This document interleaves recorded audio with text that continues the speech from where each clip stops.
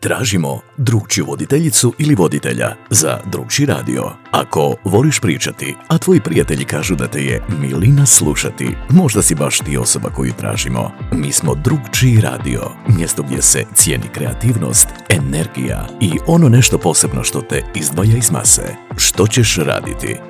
Voditi zanimljive radijske emisije koje su zabavne, informativne i naravno drugčije.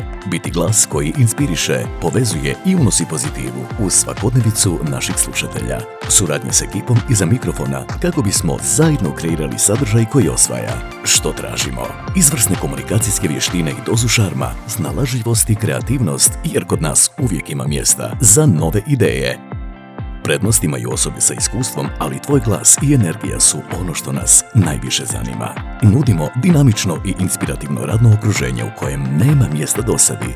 Priliku da svojim talentom doprineseš nečemu što je stvarno drugčije.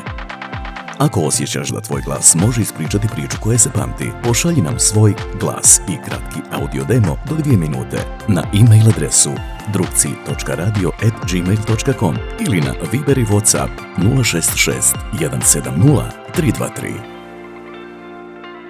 Postani dio našeg tima. Budi glas koji mijenja eter.